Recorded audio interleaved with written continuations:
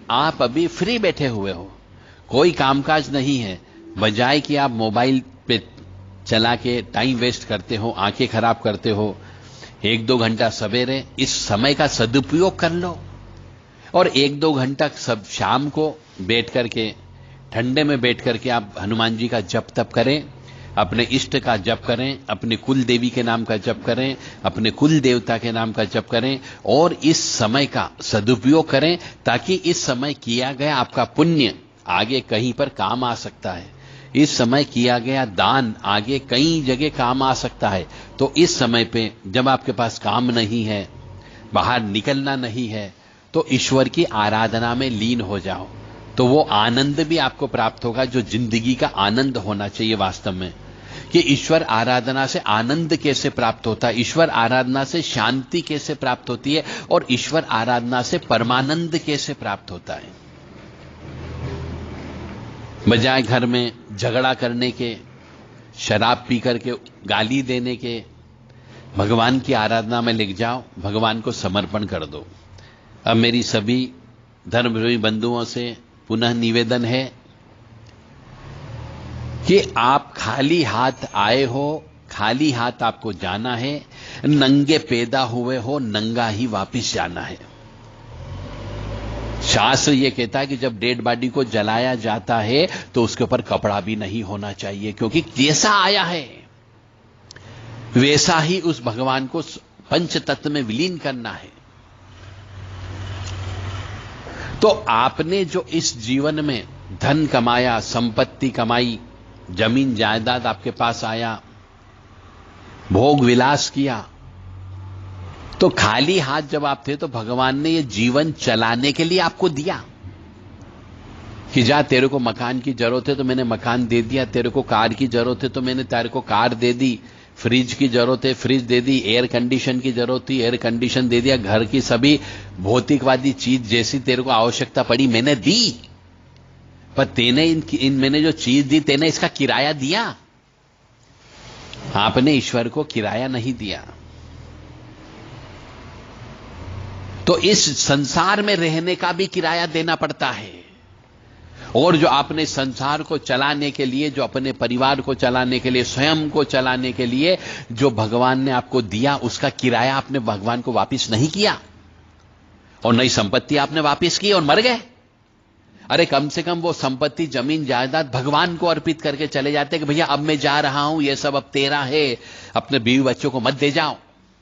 ऐसा भी नहीं किया आपने, क्योंकि आप जोड़ किसके लिए रहे हो?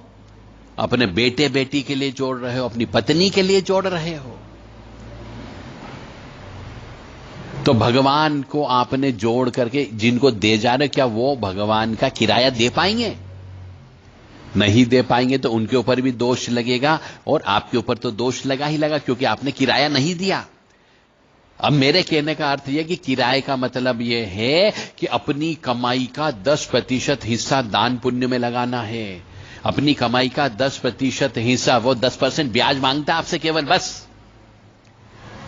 तो आपको अपनी कमाई का जो मासिक कमाई होती है, और अभी तक का कैलकुलेशन लगाओ, और अपनी पूरी जिंदगी का जब से लेके आपने कमाना चालू किया तब से लेके आज तक का कितना पैसा आपने कमाया होगा, कितना पैसा खर्च किया होगा, उसका 10% हिस्सा भगवान को अभी भी दे दो। मंदिर बना दो, मंदिर बन रहा हो तो वहां पे सीमेंट पहुंचा दो, रेती पहुंचा दो, गेती ईंट पहुंचा दो, लेबर पेमेंट कर दो, टाइल्स लगा दो, मूर्ति लाके दे दो। अनुष्ठान चल रहा है तो पंडितों की दक्षिणा दे दो, भंडारा करा दो, गरीबों को कंबल बांट देना, गरीबों के पास अन्न नहीं हो तो वो दे देना, पर उचित व्यक्ति को देना। अरे जमीन खरीद के पीपल के पेड़ लगवा दो, जमीन खरीद के फलदार वृक्ष लगवा दो। बस ईश्वर यही तो चाहता है, वो यही ब्याज के रूप में आपसे सिर्फ यही चाहता है कि अपनी खुद की जमीन खरीद और उसके ऊपर पीपल के वृक्ष लगा जा 2, 4, 5। तो फिर बच्चों के ऊपर भी दोष नहीं लगेगा और तेरे ऊपर भी दोष नहीं लगेगा। पर न तो आप अपन जमीन खरीदते हैं तो मकान की 1 इंच जमीन नहीं छोड़ते हो, तो क्या पेड़ पौधे लगाओगे? तो आपने ईश्वर को कुछ नहीं दिया और यदि चल बसे तो ईश्वर के क्या जवाब दोगे उसके सामने खड़े होने पर? कि तूने ब्याज तो मेरे को दिया ही नहीं, मैंने तेरे को ये सब चीज दी थी, अब ये ब्याज डबल इंटरेस्ट के साथ में अगले जन्म में तेरे से वसूलूंगा, और तेरे बच्चों से भी तो वसूलना है मेरे को अभी। तो बच्चों को भी पितृदोष लग जाता है, क्योंकि बच्चों को आप ज्ञान दे करके नहीं गए हैं कि ये जो बेटा, ये जो धन संपत्ति मैंने तेरे लिए जोड़ी है, इसका ब्याज भगवान को देना चाहिए था, मैंने नहीं दिया। फिर बच्चे परेशान होने लगते हैं, बच्चों को कष्ट होने लगता है, बच्चों का एक्सीडेंट हो जाता है, और कई बार बेटा मर भी जाता है, कई बार वंश वृद्धि रुक जाती है। इसलिए सोचो, सनातनी हिंदुओं सोचो, देश की रक्षा के लिए कुछ दान दे दो, अपने गांव की रक्षा के लिए हवन पूजन करवा लो। परंतु ये समझ में नहीं आएगी आपको जब तक कि घर के अंदर किसी की मौत नहीं हो जाती, और जब तक विरक्ति नहीं आ जाती संसार से, तब तक समझ में नहीं आती है। एक बाप को जब उसका जवान बेटा मर जाता है, तब समझ में आता है कि मैंने जिंदगी में किया क्या, कुछ नहीं किया। भाषा में जरूर कड़वी बोलता हूं, परंतु यदि दिल में लग जाए तो वो काम अवश्य कर देना। सुखी रहना चाहते हो तो भगवान ने जो आपको सुख संपत्ति दी है, उसका 10% हिस्सा दान में अवश्य दे देना, अन्यथा तेरा वंश नहीं चलने वाला है, तू जिंदगी भर सुखी नहीं रहने वाला है, और मरने के बाद में पानी के लिए भी तरसेगा, पानी के लिए भी तरसेगा। भोजन तो बहुत दूर की बात हो गई, कोई पिंड दान करने वाला नहीं होगा, कोई तर्पण करने वाला नहीं होगा, तुम्हारी बरसी के ऊपर कोई भी दान पुण्य करने वाला नहीं होगा। यदि मेरी बातों से किसी की आत्मा दुख गई हो, किसी की आत्मा को ठेस लग गई हो, किसी के मन दुखित हो गया हो, तो मैं माफी चाहूंगा। पर मेरा काम है आपको सही रास्ते पर लाना, मेरा काम है आपको सही सही ज्ञान देना। अब ज्ञान लेना या नहीं लेना आपके ऊपर निर्भर करता है। मैंने अपना धर्म निभा दिया, अब आपकी बारी है, ताकि मेरे से भी ईश्वर पूछेगा तेरे को योग्य बनाया था तो तेने क्या किया, तो कम से कम मैं बोलने लायक तो हो जाऊंगा कि मैंने लोबाओं को चेताने के लिए बहुत से प्रयास किए। अब मनुष्य नहीं चेतता है, नहीं सोता हुआ उठता है, तो उसमें मेरी क्या गलती है। जय माता दी, जय मां कामाख्या, मां भगवती जगत जननी आद्य शक्ति भवानी, आल्हादिनी शक्ति, कष्ट निवारिणी, दुख निवारिणी, महिषासुर मर्दिनी, चंडमुंड नाशिनी, सिंहवाहिनी, क्लेश नाशिनी, पापनाशिनी, कष्ट नाशिनी, दुरित हारिणी, दुष्ट निवारिणी, मां भगवती जगत जननी आपको सुखी रखे, स्वस्थ रखे, प्रसन्न रखे। जय जय श्री राम, जय हनुमान।